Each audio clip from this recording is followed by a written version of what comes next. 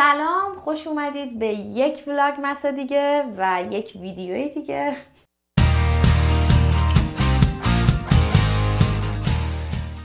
همونجور که میبینید امروز قراره یک کار بسیار هیجان انگیز بکنیم.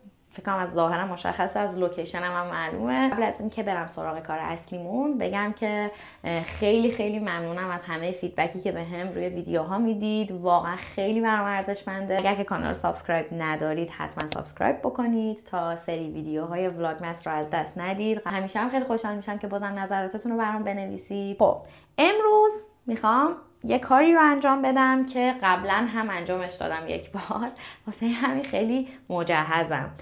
قیچی کوتاهی مو دارم، همونطور که میبینید این قیچی خاصه که حجم موها رو کم میکنه. چی میگن؟ پیتاش یا همچین چیزی. یک بار تا حالا از این استفاده کردم و خیلی اوکی بوده. من خوشبختانه خدا رو شکر چون حجم موهام خیلی زیاده، ولی از یه طرفی هم کارو خیلی برام سخت میکنه، به خاطر اینکه اگر بخوام موهامو فر بکنم یهوی حجم خیلی زیادی موی فر میشه که خب خیلی هم قشنگ وای نمیسته، به خاطر اینکه الان موهام توی یه قدیه که نه خیلی بلنده، که معمولا موی فر وقتی بلند میشه مثلا از یه جایی به بعد تا اینجاها میاد دیگه خودشو میندازه و خیلی قشنگ وای میسته. ولی موهای من الان در اون حد بلند نیست، در اون حدم کوتاه نیست، واسه همین اگه یه حالی بهش بدم، یه کوچولو نوکشو بزنم که یه نفسی بکشه، یه ذره حجمشو کم کنم، خیلی قشنگ‌تر فراش وای میسته. حرفی هم این اواخر موهامو چند بار رنگ کردم، حالا اون رنگ کردن انقدر به موهام آسیب نزد. بار رفتم آرایشگاه و برام یه ذره هایلایت در آورد اینجا و با اینکه خیلی موادشون مواد قوی نبودن، کلوره‌ای که استفاده کردن خیلی موهامو خشک کرد. کلا که من موهام خیلی خشکه،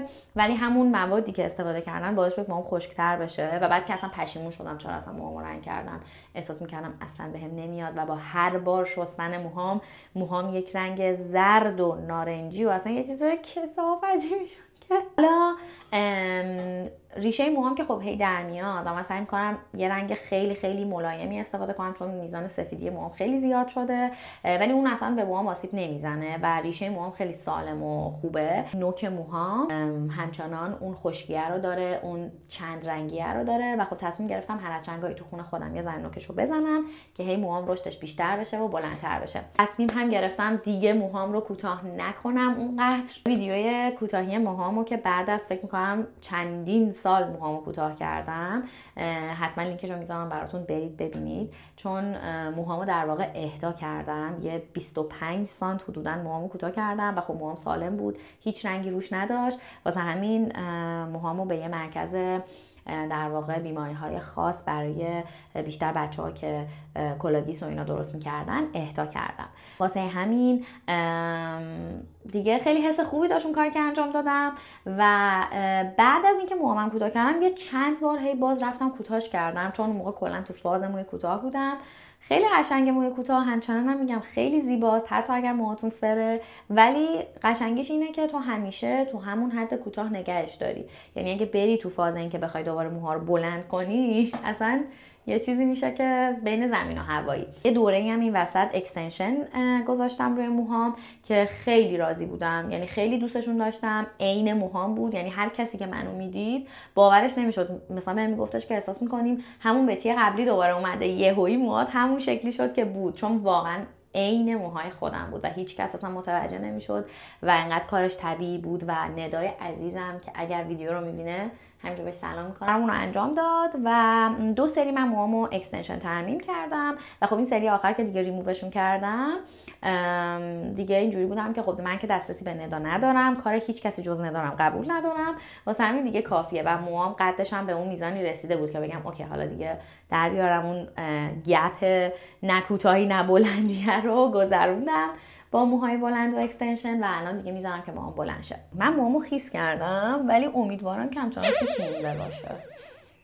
که اول یه بورسی بزنم. این بورسم که همون بورس معروف موهای فره اصلا، یعنی ببینید اینجاها رو میگم، متوجه میشید که یه رنگ روشنی داره و خب کاملا متفاوته با اینجاها. یعنی از اینجا به بعد من الان تقریبا موهام رشد کرده و دیگه مثلا رنگ موهای خودمه.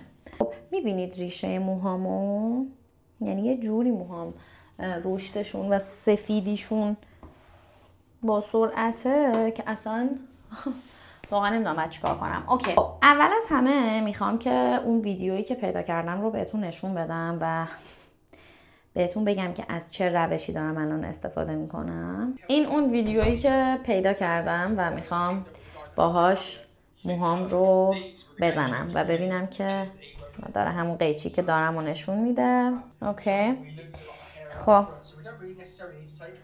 من ترجیحاً موهامو برای کوتاهی این شکلی میکنم، میپیچونم. دوستان عزیز، من ویدیو رو دیدم و دیگه واقعا موهام داره خوش میشه. یک کوچولو الان من نوک موهام رو میزنم که بعدش برم سراغ اون لایه زنیه. نوک موهامم اولی قیچی اینجوری میزنم و بعد به این شکل نوکش رو توش رو هی قیچی میزنم. مسئله که اینجا چون الان من موهام خودش خورده و هی کوتاه بلنده، اون بخشی از موهامو که میخوام سالم بشه واقعا خب هی کوتاه بلنده دیگه، هی بعد یعنی لایه لایه هی جدا کنم، اینجوری بپیچونم و هی قدش رو کوتاه کنم. شکل اینجوری میپیچونم. بعد یه چند سانت فقط، یعنی یه کوچولو چند سانت اینجوری قیچی رو میزنم، این شکلی توش رو باز قیچی.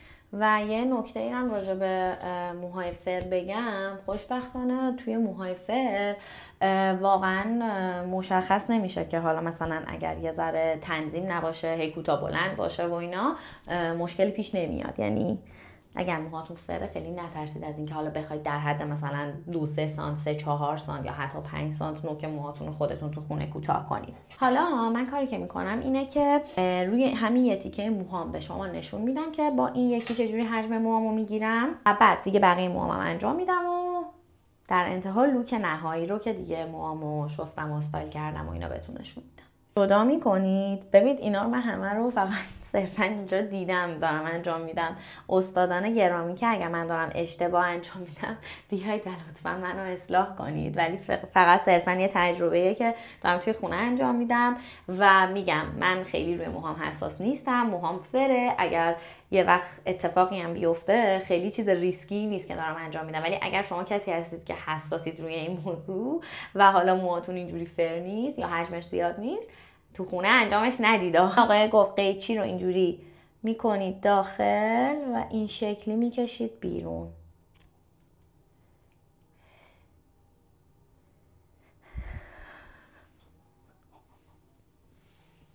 البته من بیشتر حجم روی موهام بود که بخوام، اینا کاری از من دوا نمیکنه، اینا حجمی از موهای من نمیگیره.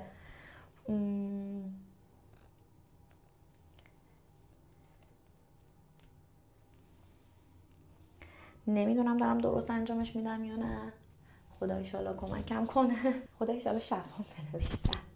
امتحان کنیم. فکر میکنم که تا همینجا کافیه. من برم بقیه‌اش رو در آرامش انجام بدم و بعد میام بهتون نشون میدم در ادامه. همونطور که میبینید من دوشمو گرفتم، کرمامو زدم و الان موام خیسه جوری که داره ازش آب میچکه. برای اینکه با این برسه موامو فر خوشگل کنم باید واقعا همینقدر موهام خیس باشه و الان به این شکل قبلا نشونتون دادم، ولی برای اینکه داستان دوباره تکرار شه و کامل نشون بده، همین الان احساس میکنم واقعا موهام خیلی سرش نرم‌تر شده. این اون کرموییه که من خیلی ازش راضیم و حتما برای کسایی که موی فر دارن پیشنهادش میکنم. یه که من وقتی اینجوری به موهام میزنم اصلا موهامو خشک نمیکنه و بسیار موهامو نرم میکنه. حالا اینجا بازیه هر جا احساس کردید فر موهاتون خوشگل نیست با این برسه خوشگلش کنید و اینجوریش کنید. ببینید دقیقا همین صدا رو باید بده. واقعا سرم سبک شد به قول گفتنی.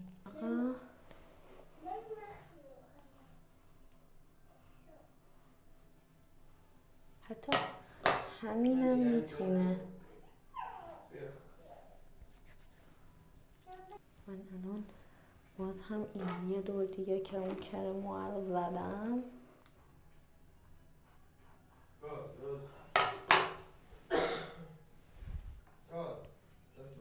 داره موام خوش میشه، باید بجنبم.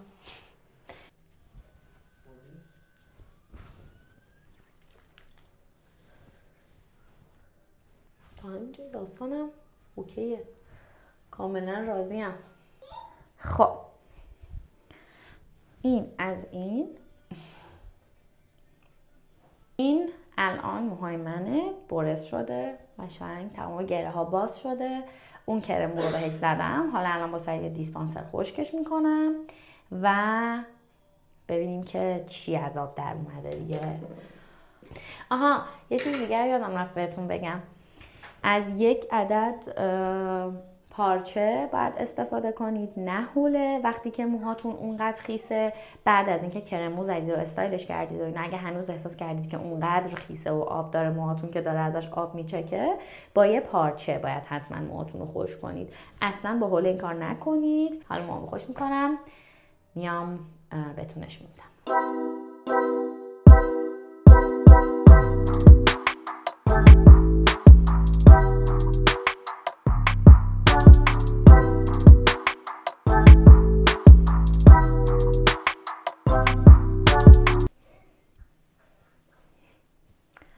خب اینم از لوک نهایی. فرا خیلی خوش مدله، اصلا خشک نیست، یعنی واقعا وقتی دست میزنم بهش خیلی نرمه. واقعا الان مثلا یه 3-4 روزیه که سعی کردم موهامو فر کنم، ببینم که مثلا چجوری بهتر میتونم استایلش کنم. سری قبلی که این کرممو نزدم و یه محصول دیگه رو زدم، واقعا صادقانه بخوام بهتون بگم به این قشنگی و نرمی نشد موهام، فر موهام. این محصول رو خیلی خیلی بهتون پیشنهاد میکنم. اینجا میتونید از DM و روسمن رو به راحتی تهیه‌اش کنید. البته که من این محصول و شامپو و کاندیشنرش هم امتحان کردم، ولی اصلا به خوبی این ماسک موش نیست.